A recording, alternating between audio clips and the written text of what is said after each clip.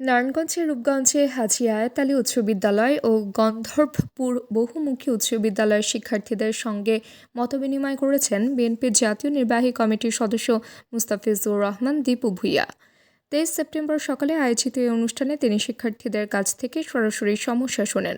শিক্ষার্থীরা ক্যান্টিনের অভাব, খেলার সামগ্রীর সংকট, রাস্তাঘাটের বেহাল অবস্থা, বাল্যবিবাহের আশঙ্কা ও শিক্ষার মান উন্নয়নের দাবি তুলে ধরে। দীপু ভূঁইয়া বলেন, তিনি কোনো রাজনৈতিক উদ্দেশ্যে আসেননি, কেবল শিক্ষার্থীদের সার্বিক উন্নয়নের জন্য কাজ করতে চান।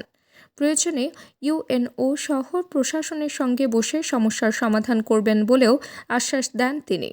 স্থানীয় শিক্ষক, অভিভাবক ও শিক্ষার্থীরা তার এই উদ্যোগকে স্বাগত জানান।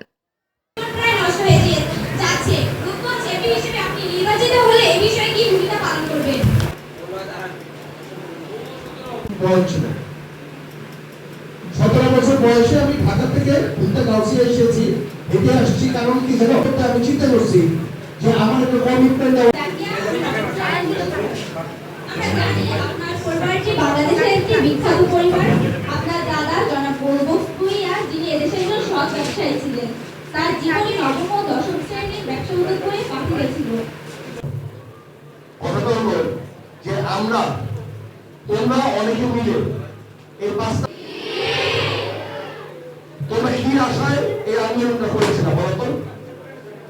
আশা ছিল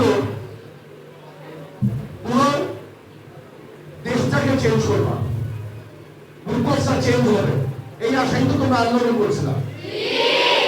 কিন্তু অনেক জায়গায় চেঞ্জ হয়েছে, অনেক জায়গায় চেঞ্জ হয় না। আমি বলবো যে রূপগঞ্জ এখনো অনেকটা চেঞ্জ হওয়ার দরকার ছিল, অতটুকু চেঞ্জ হইতে পারেনি। ওই চেঞ্জটা কি করবে জানো?